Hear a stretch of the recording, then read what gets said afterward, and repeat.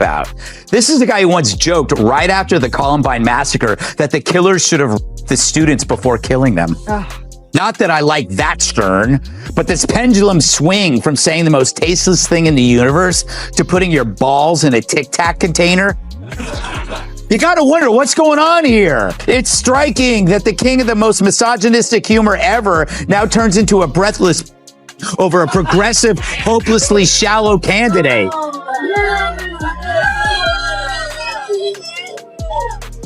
Greg Gutfeld totally dragged Howard Stern, calling him out for turning from a wild rebel into a quiet, safe puppet. Stern used to be bold, loud, and fearless, but now he's just another boring voice. Gutfeld didn't even try to be nice. He showed Stern his new self in a mirror, and trust me, it wasn't a good look. I will say this, Dagan. I thank God for Howard Stern because he does make me feel normal by comparison, because I'm like the Fox recluse. I don't do anything. I don't go anywhere, but he makes me look like, you know, Pete Davidson on a...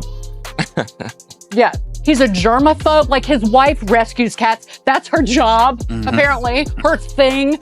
But you can get toxoplasmosis. That's true. Cryptosporidiosis. AIDS. And no, you can't, but... You can't get... Greg Gutfeld is known for ripping into celebs who try too hard to stay cool. And when he goes after Howard Stern, it's not just a roast. It's like a full surgery with jokes and shade. Only Gutfeld can pull off Stern. Used to be that wild guy who gave the finger to the system. On his radio show, Howard Stern defended wokeism, saying it's a compliment when someone calls him woke. Listen. If woke means I can't get behind Trump, which is what I think it means, or that I support people who want to be transgender, or I'm for the vaccine, well, dude, call me woke as you want. I'm not for stupidity, but I am woke, motherfucker, and I love it. Oh dear, he swore. He swore that'll win over the woke. He's a regular Huey Newton of the Hamptons.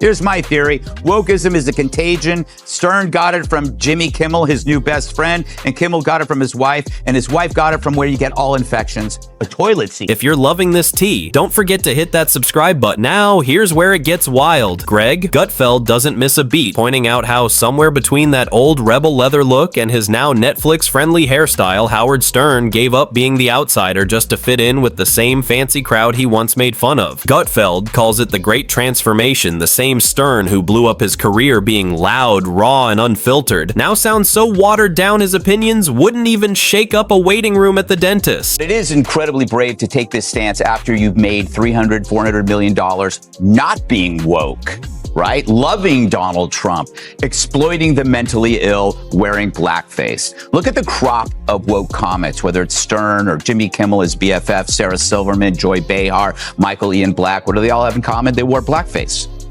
And then they went woke. It's not a chicken or egg thing there. You know what order it came. So I call this BFR. It's blackface reparations. Greg thinks the whole thing is straight up comedy. Here's a guy who built his whole name by saying the wildest stuff living for drama and shock value, and now he's out here whispering safe little takes like he's scared someone way in the back. Might not like it, Gutfeld says. It's like watching a lion sign up to be part of a petting zoo. And let's not forget, Stern used to be proud of being the loud voice for the misfits. The one who said the things everyone else was too scared to say. Watch them on Saturday Night Live with the where they have Maya Rudolph playing you. I hate it. I don't want you being made fun of. Oh my God.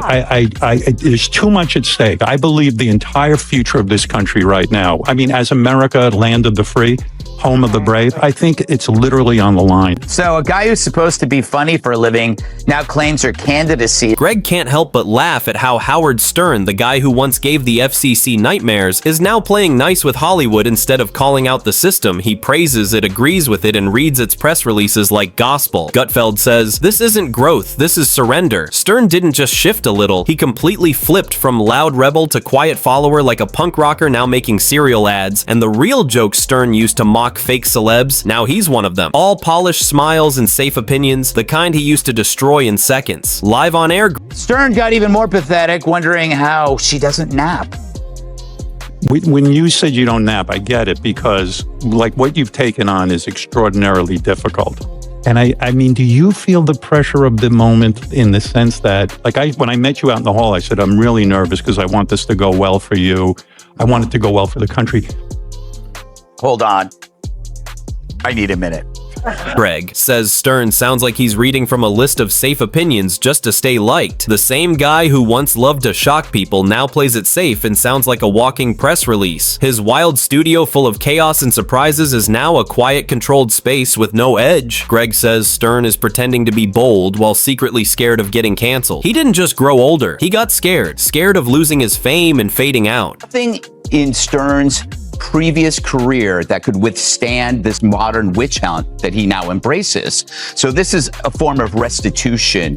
Maybe he says, if I'm woke too, the crocodile will eat me last, but they always do eat. But I get it. He flipped from populist to elitist because now he's with elitists. He's living in the Hamptons. What would the Stern of now? Greg says Stern got scared of losing sponsors and being dragged online, so he gave up boldness for safety and calls it maturity. Then Greg rips into the hypocrisy. Stern, who made millions mocking sensitive people, now preaches kindness and empathy. Like we forgot his whole career was built on tearing people down. Nothing was off limits and fans loved that. Now he's out here warning how dangerous words can be. But Gutfeld says this isn't politeness, it's protection. Stern's guarding his fame, his money, his deals, pretending to be woke while really just scared. Greg says he's not fearless anymore, he's just rich and careful, hiding it behind soft words. The right is insisting on free speech. They were the motherfuckers that were censoring everybody. Right. They wanted to lock Howard Stern up in jail. I was on Howard Stern's show. He was great at that time, and then he went woke. And since he's gone woke, his ratings have gone down the tubes, and he sort of went anti-Trump for a couple of reasons. They sued him. His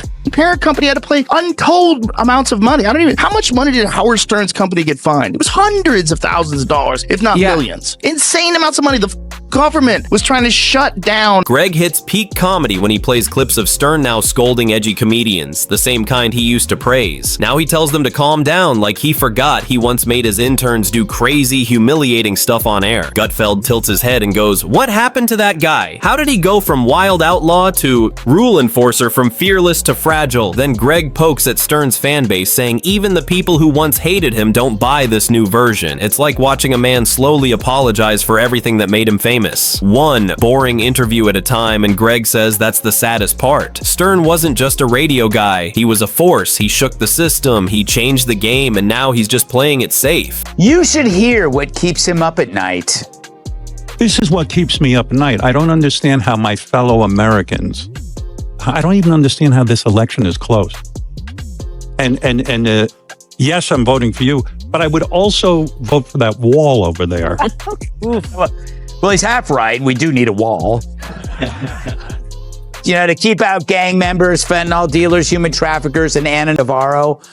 And now Stern is trying to rewrite his past to make it look clean, soft, and award-friendly. Greg calls it legacy laundering, trying to go from chaos king to wise old mentor. But history doesn't change just because you act like it was always gentle. Greg ends the roast by saying Stern didn't have to become this watered-down version. He could have grown without giving up who he was. Instead, he put on a costume that looks just like every late-night host, playing it safe, reading the same lines. And that's not just funny, it's sad. Stern once taught people to speak their minds. Now he spends his time warning them to stay quiet, and Greg says the real twist, Stern didn't get silenced, he silenced himself. And that right there is the biggest punchline of all. And when Gutfeld goes after him, it's not hate. It's like watching a fan call out the hero who turned into the very thing he once fought against. I always hate that argument, like, what happened to the old Stern, or what people have changed. That's not what this is about. It's a weird disconnect. Well, he hasn't changed. No. People have been calling him insane for 40 years. Yeah, that just used to be, this guy's nuts. And now they're like, oh, well, we're worried about Howard. He needs help. It's like watching someone who grew up with the wild old Stern just sit there wondering where that fearless guy went. The one who said what everyone was thinking, but no one dared to say. And of course, Gutfeld being Gutfeld delivers it all with brutal humor, sharp jabs, and the kind of truth that stings, because nothing hits harder than a joke that's actually true. And in Stern's case, that joke wears a suit, sips herbal tea, and wants the world to take him seriously, just because he decided to behave now. Gutfeld's not done. He points out how Stern's guests used to get challenged. Now they just show up, say safe stories, and get polite nods. Greg says, it's like watching a wild 90s band now doing soft acoustic sets at fancy wine events. All the edge is gone, all the risk is gone, and all that's left is a man too scared to step off the stage. Greg laughs at how Stern now acts like the wise old mentor, giving soft advice and telling careful stories to play it safe for the next generation. But Stern being holed up in his house that long, it explains a lot of things, like how you forget how other people live, especially in hard times like a pandemic. For the longest time, 2 years in fact, the same time Stern's been AWOL, I wondered where he went. Not physically, but mentally. I bet you did too. Remember his screeds about COVID? They were epic and angry, and not to mention wrong. When are we going to stop putting up with the idiots in this country and just say, it's mandatory to get vaccinated?